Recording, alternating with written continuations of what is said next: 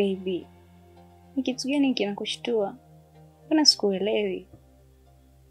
Kwani wewe hujasikia kuna mtu amegonga mlango hapo nje? Sasa mpenzi, kama kuna mtu anagonga sini huko nje, wewe inakuhusu nini mpenzi wangu? Hebu tuendelee bwana na mambo yetu. Nisikilize, jiandae, vaa nguo zako, tuondoke. Jamani, mbona ghafla hivyo? Mimi ndo kwanza joto linaanza kunipanda, alafu nataka kunikatisha. Au ni wanawake zako wanaogonga?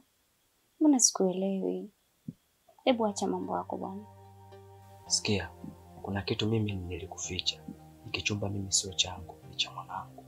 Na ametokea haya yote kwa sababu wewe ulikuwa unakataa kwenda guest. Wanafikiria mimi ningefanyaje? Kwa hiyo jiandae tuondoke. Nafikiri huyo ni brother amefika. Sasa ndo nini hivyo? Yaani unaniamsha wadudu alafu unataka kuniacha? Aisha, tusibishane, ili geto sio langu. Kwa hiyo naenda kumsikiliza brother hapo.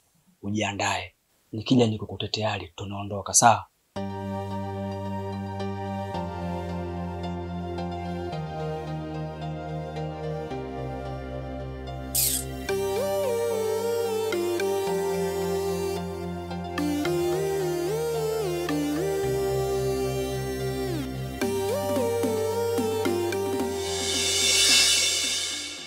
Vipi kaka?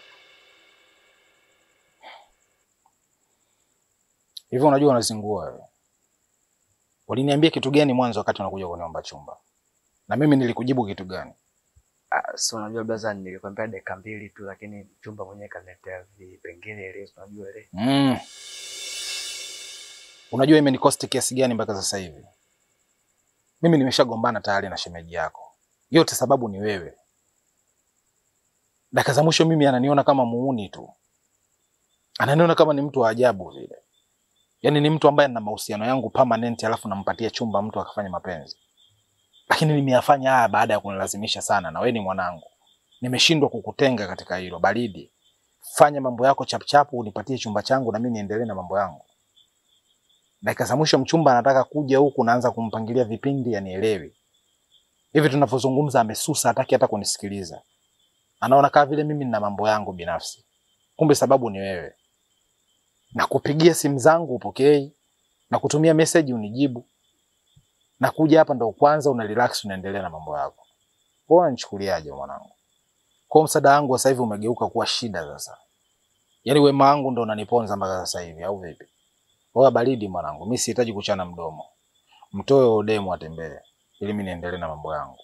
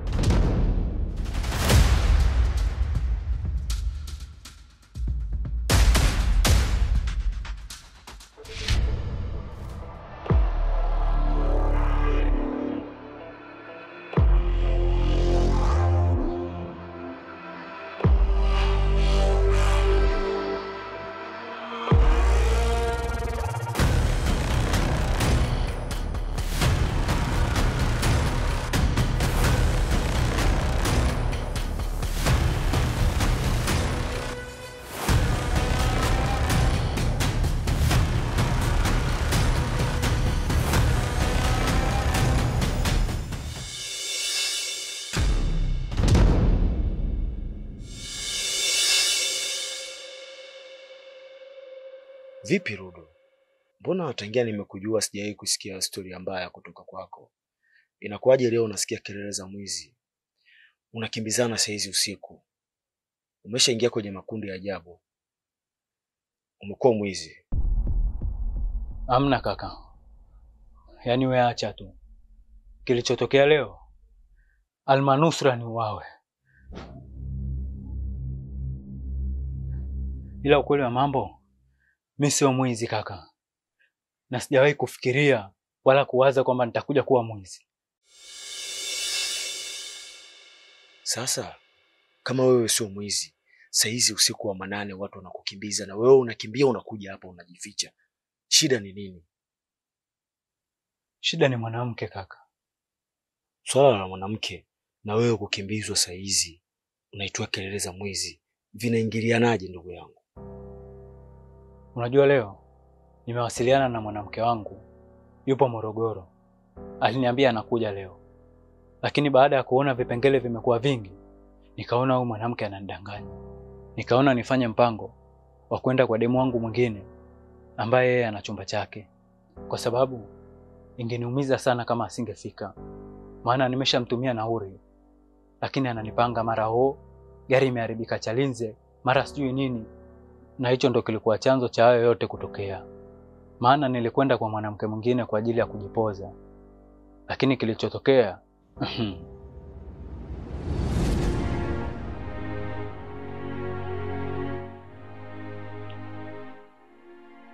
Lakini baby, mbona unawahi kuondoka? Wakati nilitegemea usiku tutakuwa wote mpaka asubuhi. Kwani wewe wasiwasi wako nini hapa? Mimi lazima niondoke. Lakini najua huu sio mwisho. Na tutapata nafasi ya kukutana tena. Sasa wewe shida yako iko wapi mpenzi?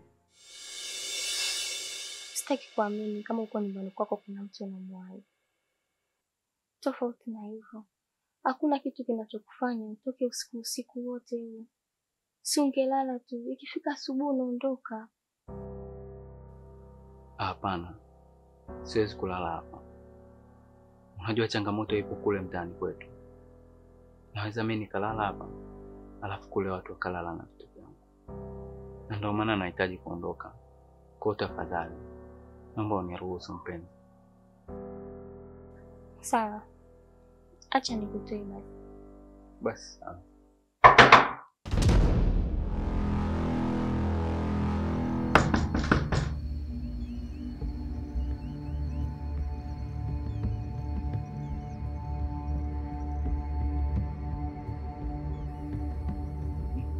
Nani anagonga mlango?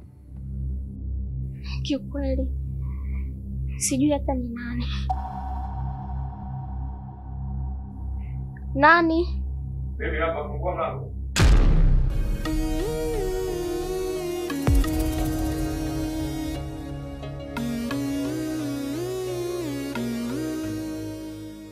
Wewe. Nani?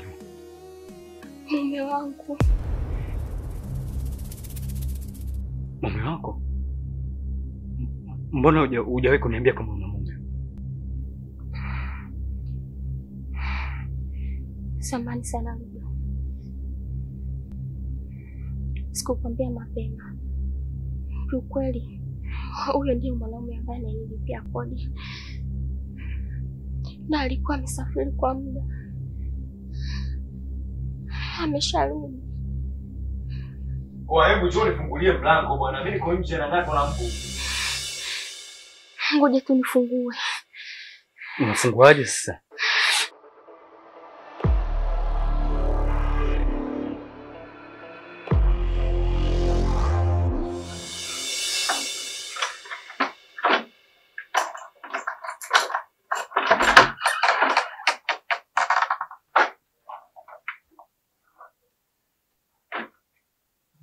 Wewe una shida gani wewe?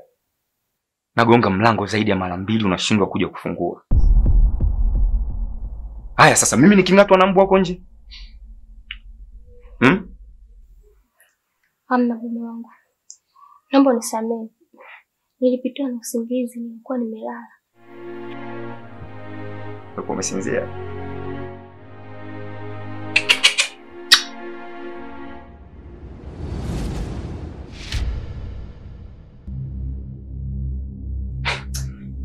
Wewe, kwa mimi nikitoka wewe unaingiza wanaume ndani, si ndio? Hapana mume wangu. Mimi sielewi chochote. Yaani sijajua hata kama kulikuwa na mtu ndani mume wangu. Huyo atakuwa mwizi mume wangu. Mwizi eh? Sasa kudadadeki kajichanganya. Na hata ungesikia leo nimekufa, sababu ni huyo mwanamke. Na sijui kwa nini kipindi chote hicho alinidanganya kwamba hana mwanaume.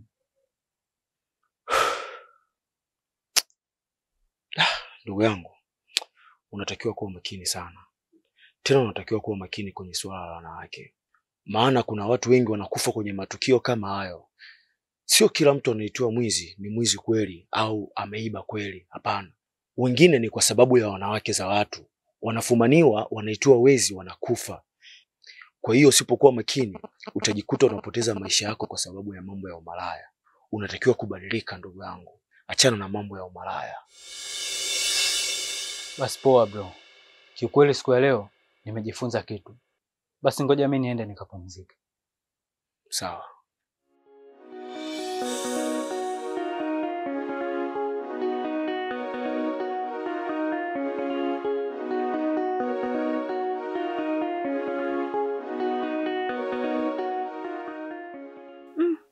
Ina maana shemeji, kwani wewe hujawasiliana naye? Hapana shemeji. Mimi nilikuwa naye muda sio mrefu. Na kuna jinsi tu labda tumepishana Kiswahili na ndio maana hayo yote yanatokea. Sasa lengo la kuja hapa mimi nilikuwa nahitaji nizungumze naye. Ila kama unasema hayupo, sasa sijui atakuwa yuko wapi. Hapa alirudi. Ila kukaa muda mrefu akawa ameondoka. Lakini kwa nilivyomuona alikuwa kama hayuko sawa.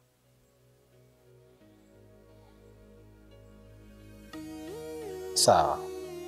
Basi wewe nenda kapumzike shemeji yangu, nisikuchoshe. Ila mimi nitarudi kesho mapema kwa ajili ya kuzungumza naye. Wala usijali kwa hilo, na pia usije kumwambia mama chochote. Ibaki tu kwa asili yako kama mimi naye tumekwazana kidogo. Sijui unanielewa shemeji yangu. Sawa shemeji. Okay, poa. Bye. Asha.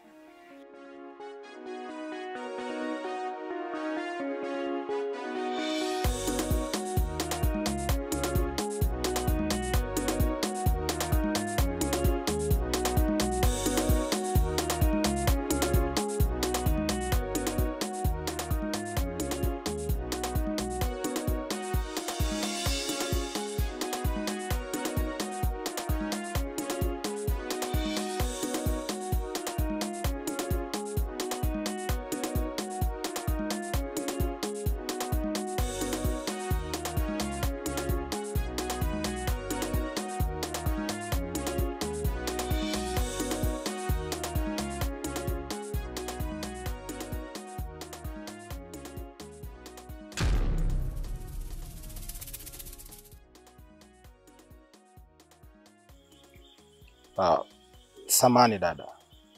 Naitwa Gozi. Ndo mwenye chumba iko hapo iko. Lakini kwa bahati mbaya sijawahi kukuona hapa kabla. Bila shaka wewe ni mgeni wa mwenye chumba hiki. Lakini najiuliza kwa nini usiku huu mtoto wa kike umekaa hapo peke yako nje. Alafu isitoshe huu mji umeharibika. Chochote kinaweza kutokea. Mwenyeji wako yuko wapi? Na kwa nini wewe uko hapo? Ni kweli kakaangu. Mimi ni mgeni katika huu mji. Ila hapa sio mara yangu ya kwanza kufika. Na hata leo wakati naanza safari yangu, nilikuwa nikiwasiliana na mwenyeji wangu vizuri tu.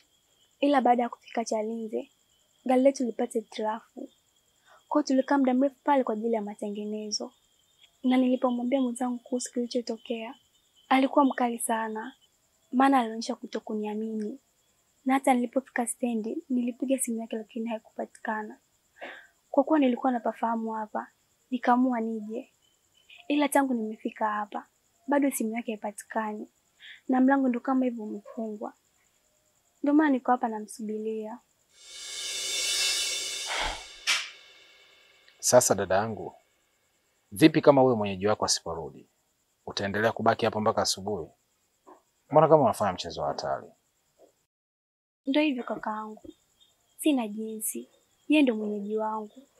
Na sina mtu mwingine yoyote nimemfahamu katika mji huu. Kwa hiyo kakaangu, kama kuna namna ya kunisaidia, ningeomba unisaidie. Kama utaweza kunihifadhi ndani kwako, basi niweze kumsubiri mpaka atakaporudi. Kuliko kuendelea kubaki hapa.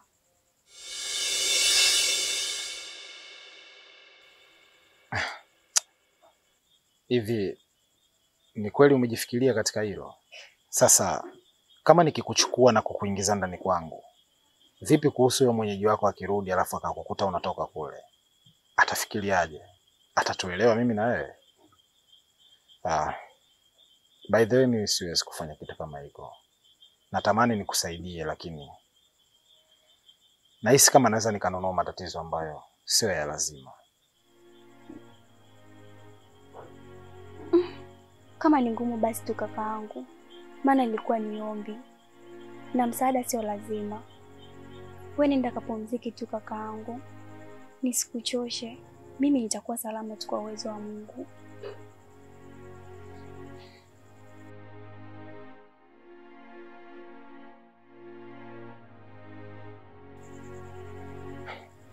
Sawa.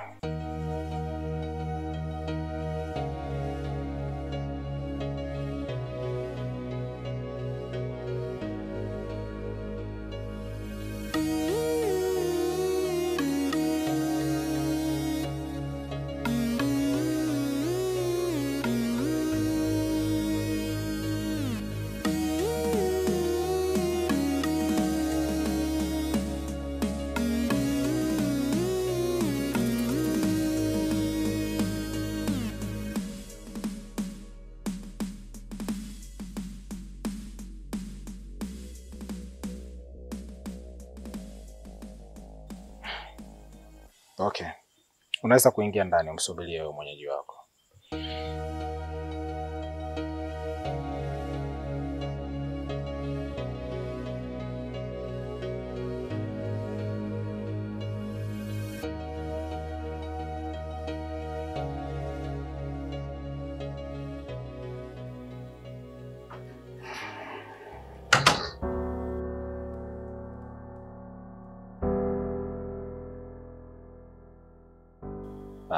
Karibu.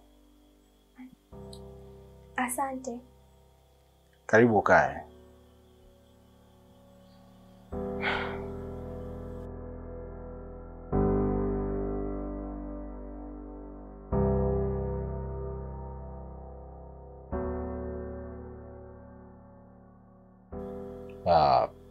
Japokuwa muda umeenda sana, lakini naamini kutokana na kile ambacho ulichonihadithia utakuwa mpaka muda huo hujala. Okay, anyways. Basi mimi ngoja nitoke kwa ajili ya kutafuta chakula. Alafu nitarudi muda sio mrefu. Ule upumzike kwa ajili ya kumsubiria mwenyeji wako. Sawa. Kuwa na amani, jisikie uko huru. Mimi narudi muda sio mrefu, kwa hiyo ondoa wasiwasi, sawa? Na unaweza ukajipumzisha pia kama utakuwa umechoka. Nakuja sasa hivi.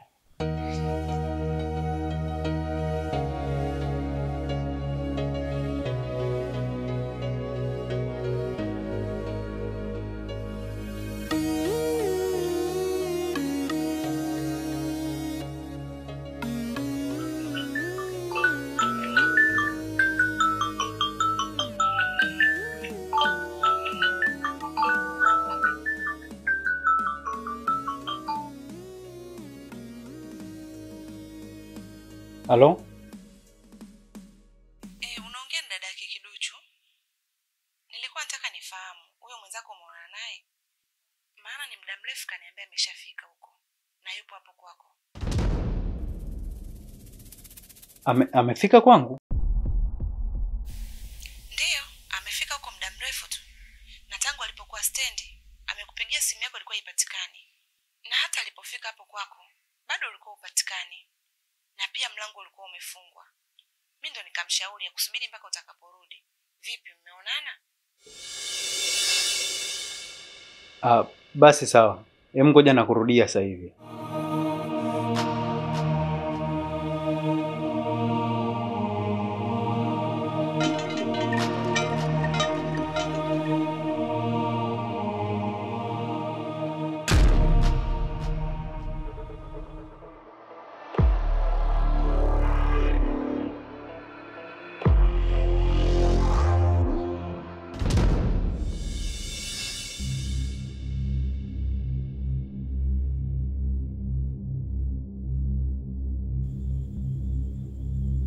Dada. Dada.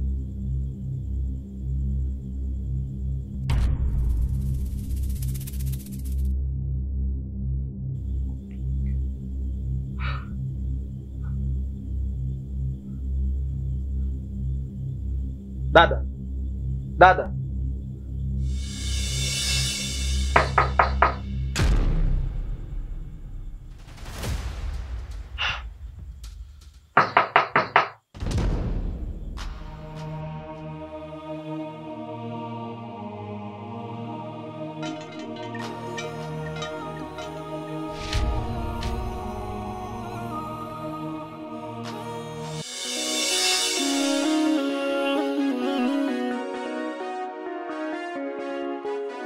Majanga mazingzo kichwani, paka pa kushika miisi paoni, nesi nipo kwa ndoto, kumbe nipo duniani, mana kweli picha ndo najo na mimi.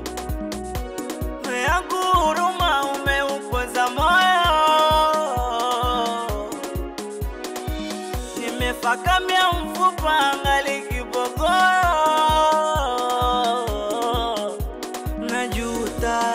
Bora ningekata, changu kelele kimenipoza, mana ngajua sipa ufa, kumbe najidanganya. Mana jomba bovu leo limenangukia, kafia geto, mchumba kafia geto.